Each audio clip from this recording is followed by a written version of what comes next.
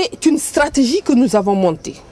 La stratégie, c'est d'abord former les personnels, c'est-à-dire les personnes, les agents qui ont en charge, premier, de veiller à l'application ou au respect scrupuleux des lois et règlements en matière de pêche. Le renforcement des capacités est aussi nécessaire. Une formation prendra en compte les thématiques de la navigation, la communication et les techniques de pêche. Un navire en mer, maintenant, avec les nouvelles technologies, on peut le détecter par des systèmes qu'on appelle le système de suivi des navires en mer. Nous avons l'AIS, nous avons le radar, nous avons le sonar. Nous avons beaucoup de techniques de pêche maintenant qui évoluent très rapidement. Donc les techniques vont de plus en plus vite. Donc on est obligé de former tout le temps et aller de plus en plus vite. Il faut que les États puissent se parler, il faut que les États puissent communiquer, il faut que les États puissent prendre les mêmes mesures et de la même vigueur pour traiter les infractions, les sanctions et autres de la même façon dans la sous-région pour décourager cette pêche illicite dans la sous-région. Notre stratégie également, c'est de renforcer les stations côtières, c'est-à-dire que sur tout le littoral de nos États membres, on va mettre en place des stations côtières, c'est-à-dire ce sont des structures nationales de surveillance en fait. C'est des structures où il y a des inspecteurs. Ces inspecteurs seront basés dans ces stations côtières et auront la lourde charge de veiller à l'application de l'accord sur les mesures par l'État du port, qui dit qu'un navire, avant d'arriver au port, doit déclarer, avant d'entrer même dans la zone économique, dans les eaux sous juridiction, doit déclarer que je suis en train d'entrer dans vos eaux sous juridiction nationale. Et quand il le déclare avec toute sa cargaison à bord, il doit encore déclarer 48 heures avant d'arriver au port, il doit encore confirmer sa déclaration, confirmer sa cargaison. S'il y a des doutes, l'État est libre de lui dire vous ne pouvez pas débarquer, vous êtes obligé d'aller dans un autre pays. Il faudrait alors plus d'ingéniosité pour faire face aux navires pirates très sophistiqués, utilisant souvent toutes sortes de ruses pour tromper la vigilance des inspecteurs et autres contrôleurs de la pêche. Voilà. Professeur, nous revenons donc sur notre plateau de mer aujourd'hui. Alors ça c'est le gros problème sur la raréfaction des produits, la pêche illicite faite par ces bateaux qui n'ont pas parfois d'autorisation ou de licence de pêche ou qui utilisent justement des moyens prohibés. C'est quoi votre analyse sur cette question? L'analyse que j'ai de cette question est que là aussi c'est un problème de moyens. Parce que ceux qui font la pêche illégale ou illicite comme vous voulez, ils profitent du fait que nous n'avons pas tous les moyens pour bien surveiller nos côtes pour le faire. Ça c'est un des aspects. Mais l'autre aspect également, ils profitent également de la complicité de certains agents de nos États pour réaliser cette pêche. C'est une mafia alors? Bon, je n'irai pas jusqu'à dire que c'est une mafia, mais en tout cas, c'est un problème grave. Et cette pêche également, ce n'est pas uniquement les étrangers qui le font. C'est-à-dire qu'il y a les nationaux également qui sont en train de faire cette pêche. Qui sont également des hors-la-loi. Hors-la-loi. Facilement identifiables ou bien difficilement identifiables? Bon, ils prennent des précautions également pour qu'on ne puisse pas les repérer ou qu'on ne puisse pas reconnaître le bateau ou des trucs comme ça en cachant soit les immatriculations des bateaux et les numéros de immatriculation ou des choses dans ce genre. Et le problème c'est que certains sont armés. Armés? Oui, et n'hésitent pas quelquefois à tirer sur les agents de l'État qui essaient de les arrêter. Vous avez eu à vivre ces situations et combien de fois et dans quelles circonstances? Pas moi personnellement, mais j'ai eu à voir des cas qui m'ont été racontés dans plusieurs pays avec des agents qui étaient dans les bateaux sur lesquels ils sont tirés, aussi bien en Guinée-Bissau qu'en Guinée. Également. C'est un problème qui ne se passe pas uniquement ici au Sénégal, mais dans toute la sous-région. C'est-à-dire, de la Mauritanie à la Sierra Leone, on a ces problèmes.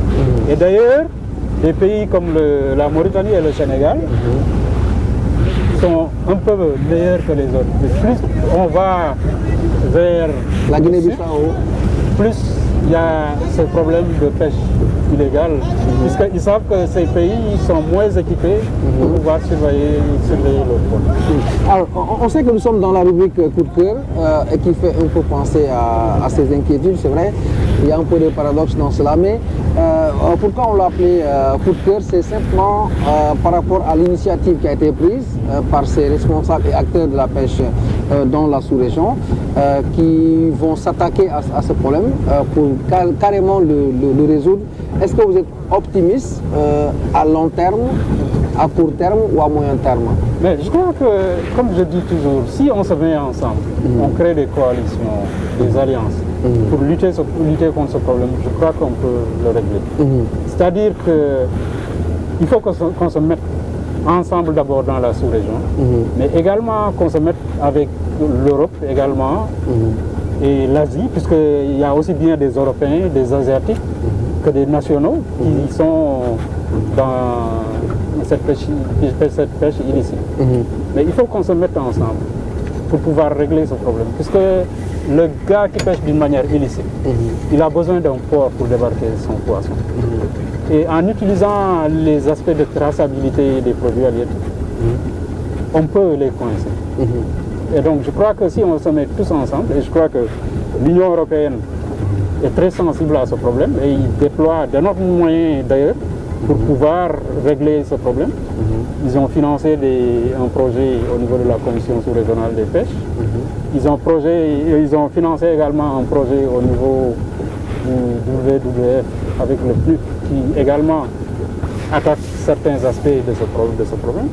Et je crois que nos dirigeants également sont conscients des grandes pertes que nous subissons à cause de ce fléau.